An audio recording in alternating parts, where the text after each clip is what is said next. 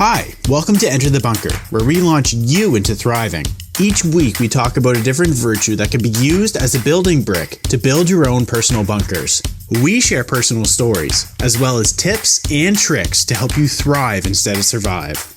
So sit down, relax, and enter the bunker.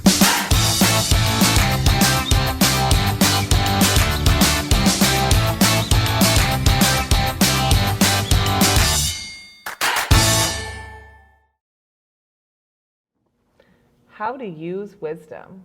Wisdom. So we have 4 different ways on how to use wisdom here. We'll go through each one of them and then talk about each one separately. All right, So let's the do first this. one is learn to adapt.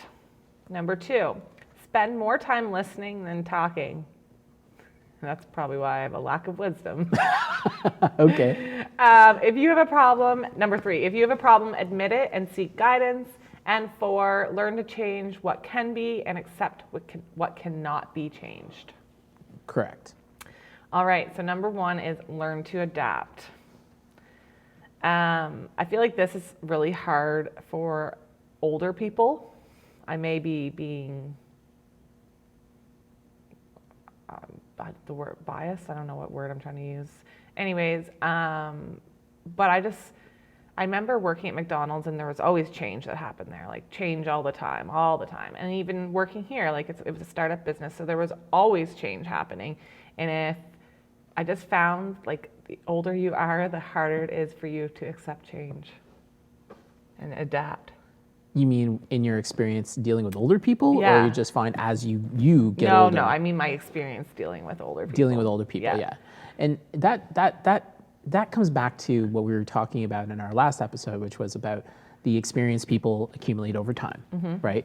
So being able to be adaptable is a bit of a challenge when it comes to developing your wisdom, because a lot of people have a lot of knowledge and experience, which gives them their own kind of wisdom. Yep. But when it comes to gaining more that may challenge that lifetime of wisdom that they've gained, that's where it's either they're in a state where they are able to bend, or they're very rigid and they believe what they like, and they believe what they have is what is the way it is, and that's it, and I'm not going to learn anything else. So they're not adaptable. So at that stage, if you aren't actually adaptable with your knowledge and experience, then you end up basically not gaining any more.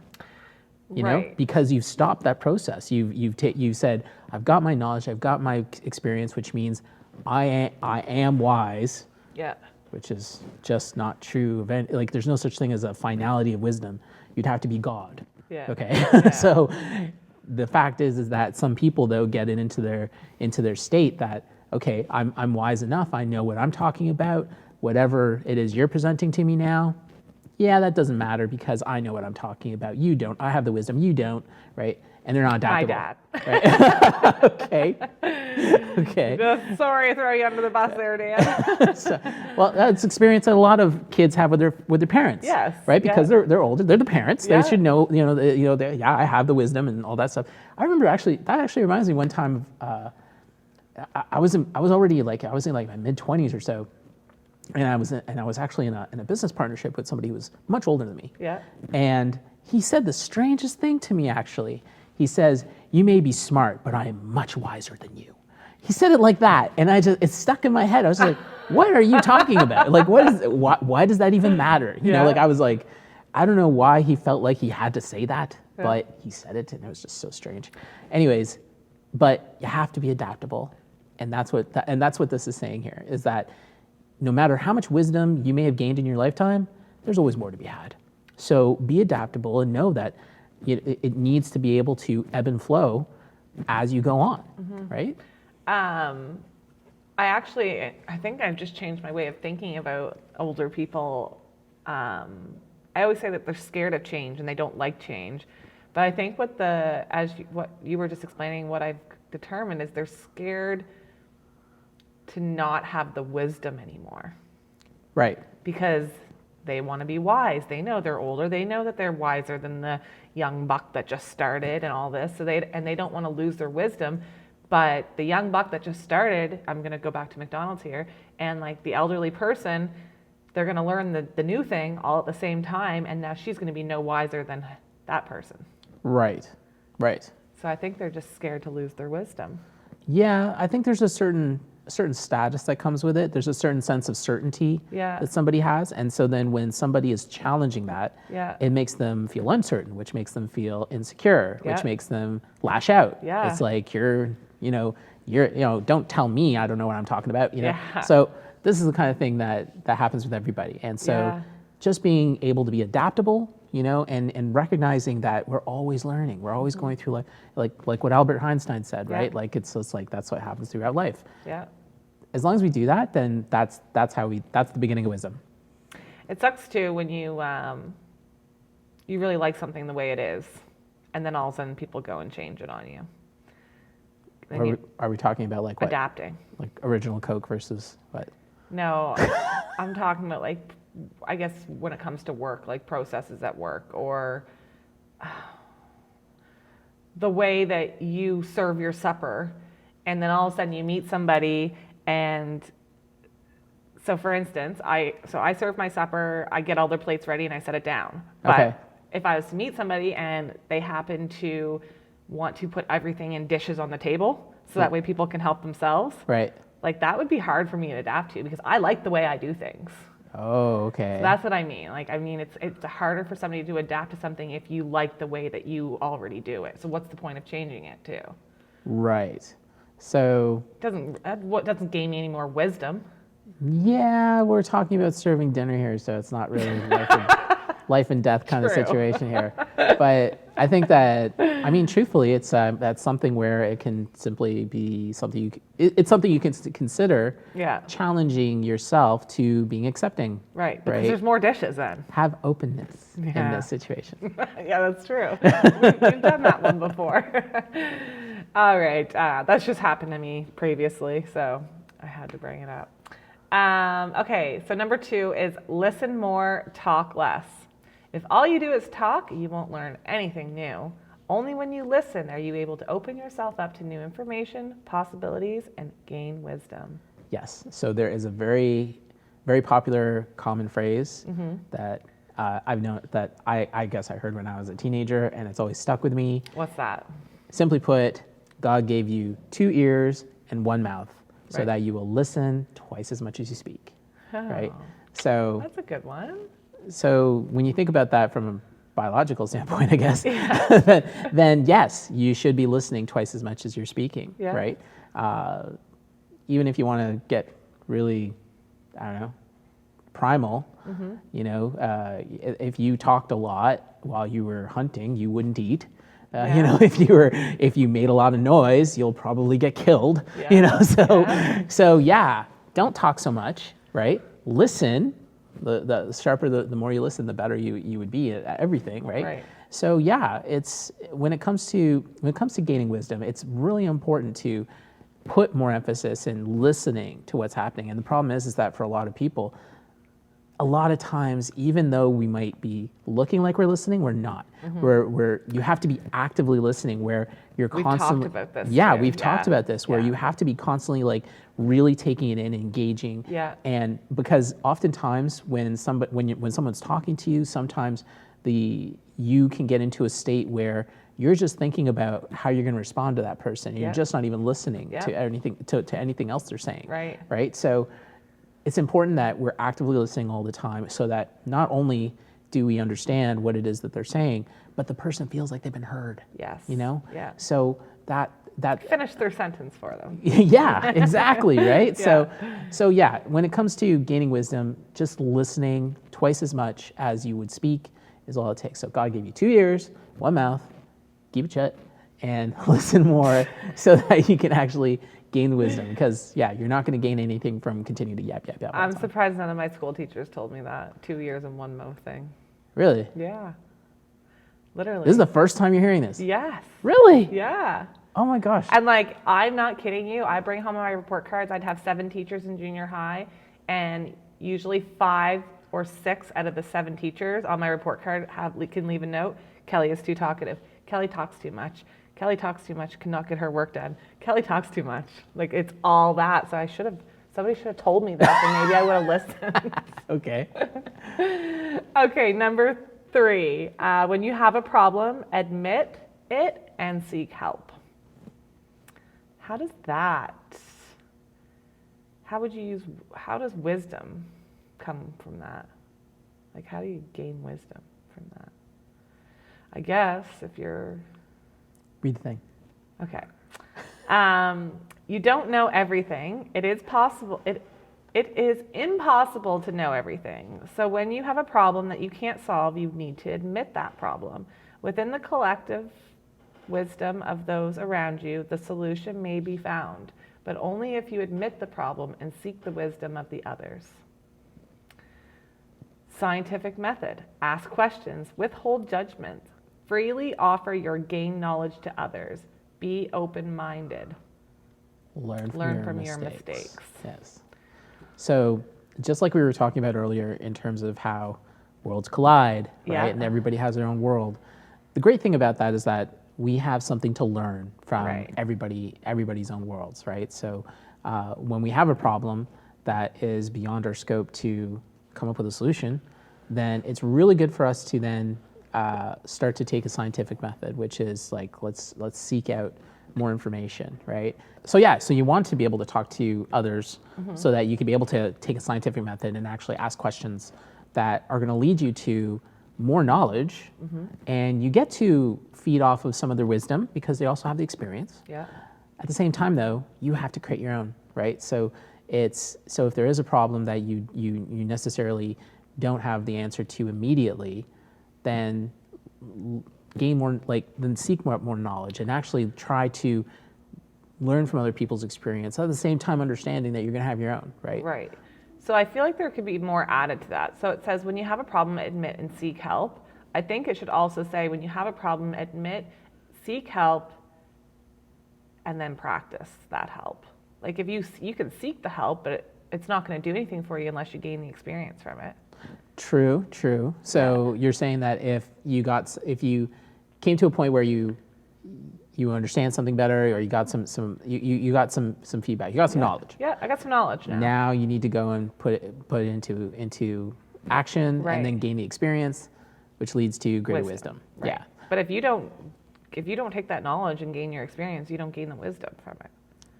that's right. So that's why I It's think there useless. should just be something else added into that. Yeah, but it's also important that who or what you seek help from Yeah. is something that is higher than where you are We've at. talked about this with mentors in a previous episode as well. Yeah. That's Exactly. the first thing where my mind went to, actually. Yeah. So you don't go to a hockey player to learn how to play tennis. No, exactly. Right? It's like I am just, I'm trying to get this back shot, but I'm just not getting it. And then it's like, who are you talking to? Yeah. Right? Yeah. So you can go to these. So if you go to the wrong type of people who don't have like the knowledge and experience Yeah. that is really where you want to be, then you can end up really going in the wrong direction. Right. So when it comes to seeking help, it's very important who or what you go to. So in some cases, we're talking a lot about just going to people. Yeah. Some people will go to prayer, Yeah. right? So they'll turn to God, and they will actually like ask for spiritual guidance. They'll ask for, some kind of divine inspiration, and that is a source, right? For some people, that's not something. For some people, they won't do that, or they don't know how. And for other people, that's a lot of where they'll go to before they actually start to talk to other people. Maybe they just don't have the mentors in their lives Right. that they need, right? I feel like you really need to connect with your mentor too. Like they could be this brilliant person in this space that you want to learn more in, but if you don't like connect with them as a person, like each other, I feel like you're not going to gain as much knowledge as what you would. So I'm thinking, when I think this, I'm thinking therapy-wise, therapists. Like you could go see a couple people and you're like, yeah, they're ahead, they're my mentor now, they're this, they're that. But are you connecting with them? Because then if not, there's other people out there that you can connect with, that you'll connect with them as a person, I guess, and not just their expertise. Right. So talking about a therapist or whatnot, that whole relationship is very much a very professional one. Yes. Right. So everything that's happening is much more informational, much more on the knowledge side, Yeah. and not necessarily on the experience side, right? Right, yeah, But true. if it was somebody who was a true mentor, a true friend, Yeah. then everything that goes back and forth now becomes an experience, Right. So, Yeah. and plus the way that you take that in, the feelings are very different, right? So you may have some aha moments thanks to your therapist, but it's not necessarily like the joy that comes with that, or the just like, Right. the thankfulness and the gratitude and the like, thank you for being there for me sort of thing. Just, it doesn't come in the same way. Yeah. Right. So it's very important. So it is much more beneficial to have that personal relationship versus something that's professional and it's just very knowledge based. And in those cases, there's the danger sometimes of